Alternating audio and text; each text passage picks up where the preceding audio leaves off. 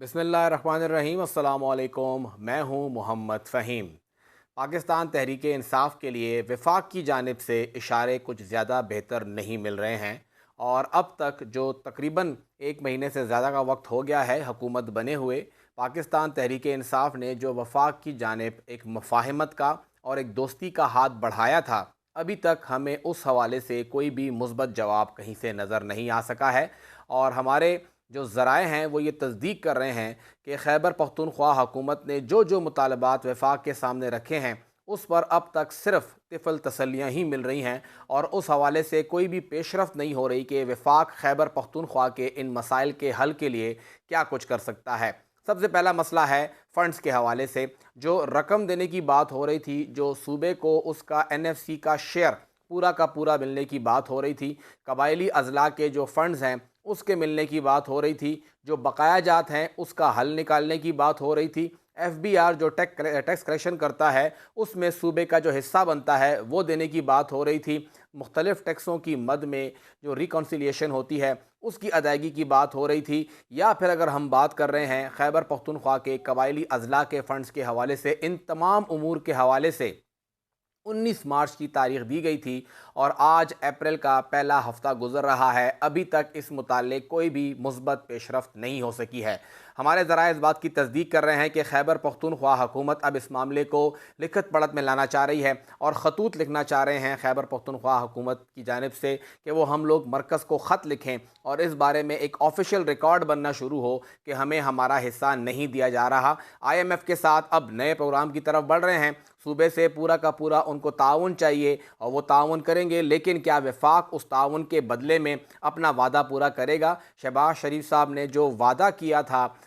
दो मुलाकातों में अली अमीन गंडापुर साहब से, उन दोनों मुलाकातों का वादा अभी तक आपको ग्राउंड पे नज़र नहीं आ रहा और हमारे हुकूमती ज़राए ये तस्दीक कर रहे हैं कि बिल्कुल अभी तक इसके ऊपर अमल नहीं हो रहा है। साथ ही साथ अगर देखा जाए तो खैबर पख्तूनख्वा हुकूमत को एक और बड़ा चैलेंज ये है कि जिस तरह सिंध को, पंजाब को और बलूचिस्तान को अपनी मर्ज़ी के अफसरान मिल रहे हैं, खैबर पख्तूनख्वा को वो अफसरान नहीं मिल रहे हैं। वज़ीर आला खैबर पख्तूनख्वा अली अमीन गंडापुर साहब इसके ऊपर काफ़ी अफसोस का इजहार कर चुके हैं कि हमें अपनी मनपसंद का चीफ सेक्रेटरी नहीं दिया जा रहा।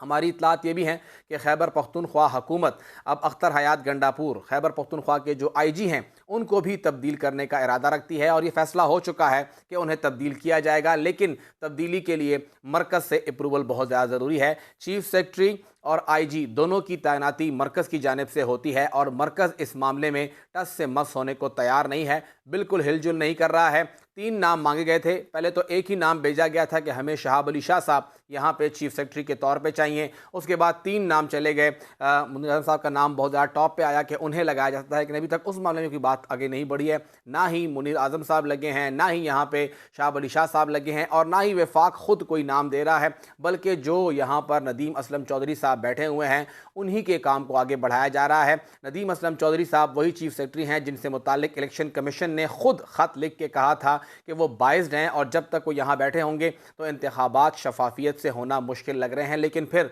इलेक्शन कमीशन खुद भी खामोश हो गया, उस ख़त के ऊपर भी खामोश हो गया, उनका तबादला भी नहीं हो सका था, तो फ़िलहाल वो यहाँ बैठे हुए हैं।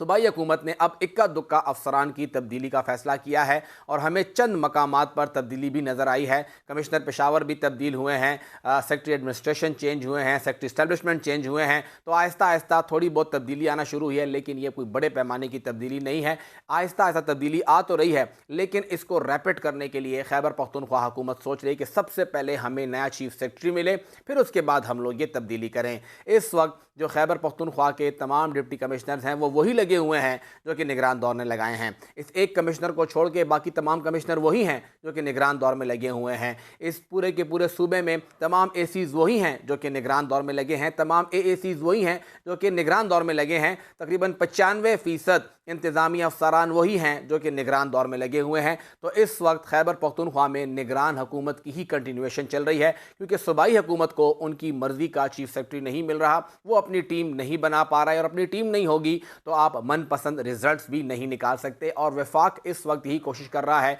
कि खैबर पख्तूनख्वा हुकूमत को उनकी मनपसंद टीम ना मिले। IG के हवाले से इतलात ये हैं कि खैबर पख्तूनख्वा हुकूमत चाहती है कि IG को तब्दील किया जाए, ना सिर्फ IG को बल्कि IG के तब्दील होने के के बाद पूरे सूबे के जितने भी RPOs हैं, DIGs हैं मुख्तलिफ रीजन्स के, उनको भी तब्दील किया जाए, DPOs को भी तब्दील किया जाएगा और इक्का दुक्का जगह पर ही DPOs रहेंगे। बाकी जो उसके बाद DSPs हैं, हत्ता के SHOs हैं, उनके खिलाफ भी कार्रवाई होगी, उन्हें भी तब्दील किया जाएगा और वो SHOs,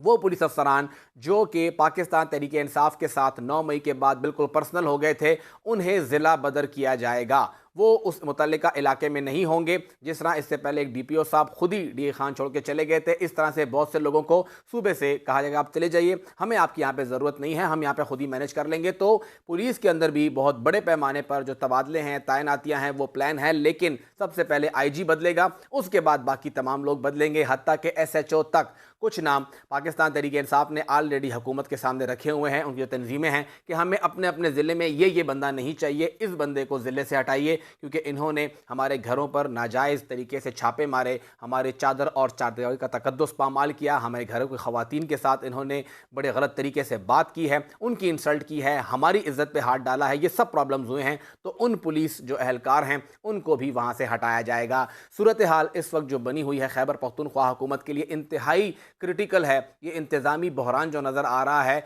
अब ये अफसरान फ़िलहाल तो खामोश हैं, इतना बड़ा काम नहीं है, काम चल रहा है, इसी तरीके से चल रहा है। लेकिन अगर ये अफसरान चेंज नहीं होते हैं तो मसाइल खैबर पख्तूनख्वा हुकूमत के लिए बढ़ सकते हैं, क्योंकि हमारी जो चंद वज़रा से बात हुई है तो सेक्रेटरीज़ उनकी बात मनोअन मानने को तैयार नहीं हैं और बहुत जगह पे इंतज़ामी सेक्रेटरीज़ जो हैं वो मिनिस्टर्स को अपने हाथों में खिला रहे हैं। जिस तरह हमने पहले बात की थी कि 24 में से सिर्फ 7 ऐसे लोग हैं जो कि पहले कोई भी मिनिस्ट्री या हुकूमत चला चुके हैं, हुकूमत का हिस्सा रह चुके हैं, बाकी 17 लोग पहली मरतबा काबीना के अंदर आके बैठे हैं। तो उन्हें यह अंदाज़ा नहीं है कि वो किस तरह इस सिस्टम के अंदर चलें, सेक्रेटरी उन्हें किस किस जगह से फंसा रहा है, कहाँ कहाँ से सेक्रेटरी अपनी मर्ज़ी का काम ले रहा है और किस किस तरह से ये इंतज़ामी लोग नाम तो इस हुकूमत का करते हैं लेकिन फ़ायदे अपने बनाते हैं। तो ये एतराज़ात भी चंद जगहों पर सामने आ चुके हैं कि अब वो आहिस्ता आहिस्ता इन सेक्रेटरीज़ की, डिप्टी सेक्रेटरीज़ की, स्पेशल सेक्रेटरीज़ की, डायरेक्टर्स की, DGs की तब्दीली चाहते हैं। लेकिन सबसे पहला स्टेप यही है कि हमें नया चीफ सेक्रेटरी मिले और नया IG मिले,